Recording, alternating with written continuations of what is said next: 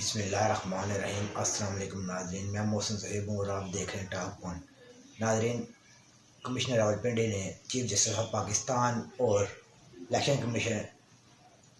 کے اوپر الزام لگایا ہے۔ ناظرین، کمشنر راولپنڈی کا کہنا ہے کہ ہم نے 13 سیٹوں پر ہارے ہوئے امیدوار کو جتایا اور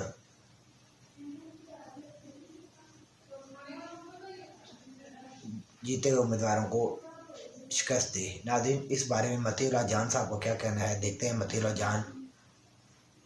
کیا کہتے ہیں۔ بات یہ کہ یہ بڑی ہی ایک ڈینجرس سچویشن ہے جس میں دھاندلی کے الزامات تو بہت پہلے سے لگ رہے ہیں، اور پہلے بھی ریٹرننگ افسروں کی سطح پر بہت ساری خبریں آئی اور پھر ریٹرننگ افسروں کو خود اسکرین پہ آ کے اس کی تردید بھی کرنا پڑی۔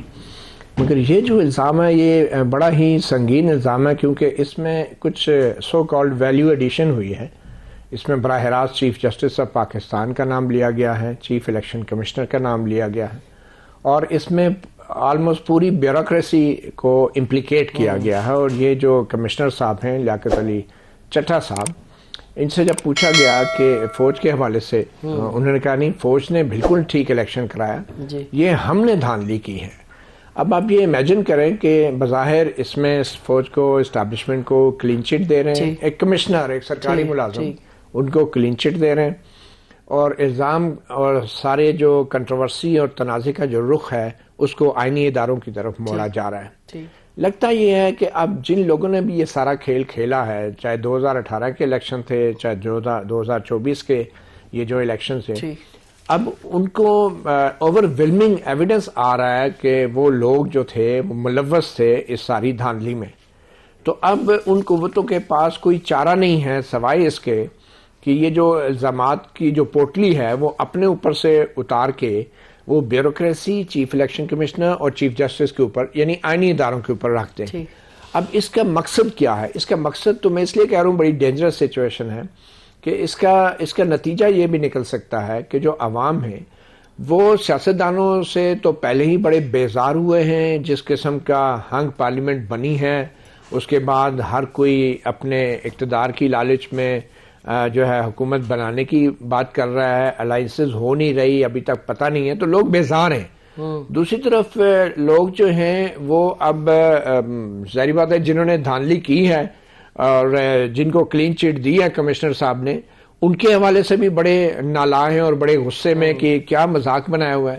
تو اپنے اوپر سے وہ الزامات کی پوٹلی اور جو بوجھ ہے اٹھا کے آئینی اداروں کے اوپر ڈالنے کا صرف ایک ہی مقصد ہے کہ جب تمام اداروں کی بے توقیری ہو جائے گی، جب ان کی وقت ختم ہو جائے گی، تو پھر خدا نہ خواستہ کوئی بھی اگر ماورا آئین اقدام ہوتا ہے یا مارشل لا لگتا ہے تو لوگ ان سیاستدانوں کے لیے اور ان آئینی اداروں کے لیے نہیں نکلیں گے، کیونکہ بظاہر یہ آئینی ادارے بھی بڑی بری طرح استعمال ہو چکے ہیں اور یہ بھی اپنی وہ ریپوٹیشن کھو چکے ہیں عوام کی نظر میں۔ اور جو بعد میں ہونے جا رہا ہے بظاہر جو مجھے لگ رہا ہے، اور یہ واقعی ایک بڑا خطرے کی بات ہے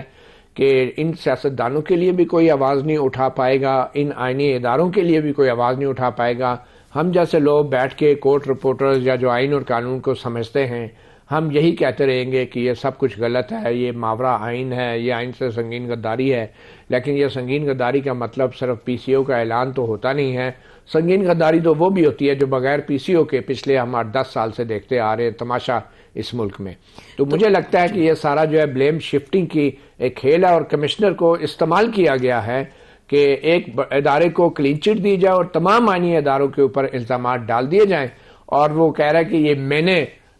ہم نے یہ دھاندلی کی ہے اور باقی سب ٹھیک ہے۔ جی اب اندازہ لگائیں، وہ جو کہتے ہیں نا ایک شیر، وہ ایک چوہا بھاگتا جا رہا تھا جنگل میں، تو اس سے کس نے پوچھا تمہیں کیا پریشانی ہے، تو اس نے کہا کہ جی کسی نے شیر کا جو ہے سامان چوری کر لیا ہے، تو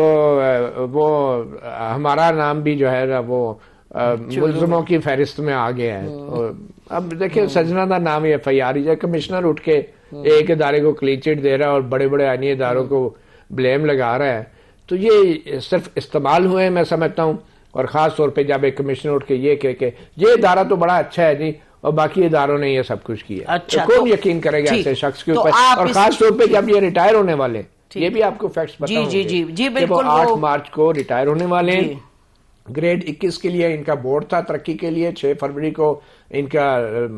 سلیکشن بورڈ کی میٹنگ ہوئی, نہیں ہو سکی میٹنگ, پوسٹپون ہو گئی اور 15 دن کے لیے پوسٹپون ہوئی. تو بہت سارے معاملات ہیں, اور یہ شاید 8 فروری کو استعمال بھی ہوئے ہوں گے, بالکل ہوئے ہوں گے, اور اسی لالچ میں کہ شاید مجھے ترقی مل جائے اگلے 15 دن میں. اب مجھے لگتا ہے یہ مایوسی کی حالت میں اور ان کو پھر استعمال بھی کیا گیا. اچھا, پھر آپ نے تو پورا خاکہ کھینچ دیا جو آپ کے ذہن میں ہے کہ ان کو استعمال بھی کیا اور گیم یہ ہے. اور ناظرین ویسے 5-6 جو چل رہی ہیں باتیں سوشل میڈیا پہ, ایک یہ کہ ایک نئی بات ہے کہ جی ان کے پاس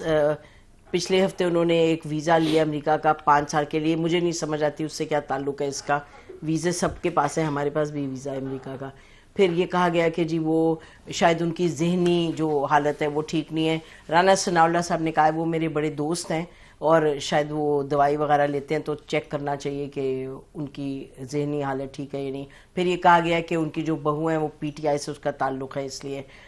پھر کچھ اس طرح کی باتیں کی گئی ہیں, اور یہ بھی کہا گیا کہ کسی ٹائکون سے وہ ریئل اسٹیٹ سے ان کا تعلقات ہیں تو یہ اس وجہ سے کر رہے ہیں. پھر یہ کہ ان پہ کوئی کیس چل رہا ہے کرپشن کا. کہانیاں بہت ہو سکتی ہیں لیکن جو بات انہوں نے کہی ہے اب اس بات پر کیا آگے کوئی انویسٹیگیشن ہوگی یا نہیں. ناظرین, گزشتہ روز کمشنر راولپنڈی نے الزام لگایا کہ چیف الیکشن کمیشن اور